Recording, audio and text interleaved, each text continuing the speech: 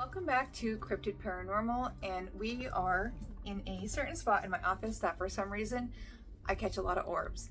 I catch white ones, green ones, you name it, and I thought it was perfect for this first video of the spooky season. So in this video, I'm gonna get right to it. It's a little bit different.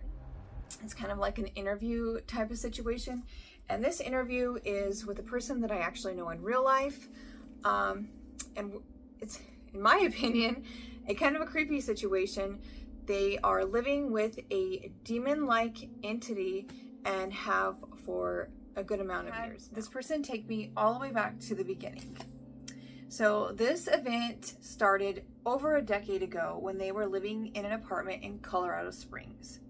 So a photo was taken, see said photo, and while looking through their pictures, they noticed something super strange in the background of one of the photos.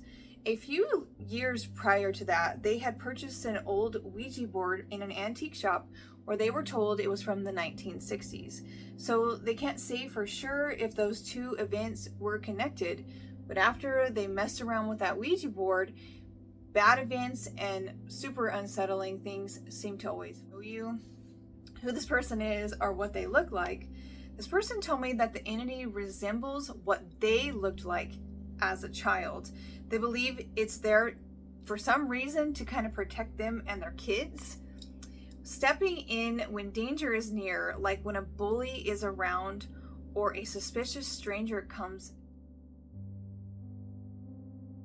Another strange thing about the entity was that when it stays close for long periods of time, they notice that their hair starts graying faster.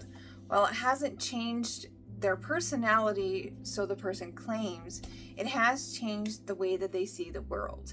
They describe the feeling as cumbersome, like carrying extra weight, though not always present. It comes and goes. So I don't know how you would take that, but I took that as, I don't know, kind of like sad or something like that.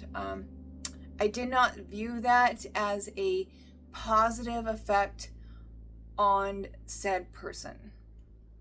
Take it as you will. Of course, I'm going to do some investigation on cases that have been well documented throughout time.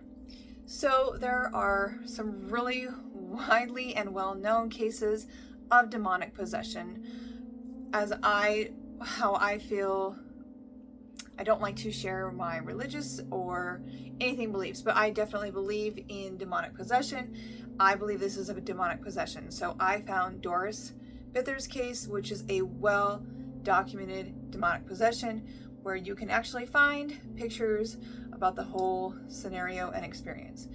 So that is a well-documented demonic possession where she was taken over by some other being.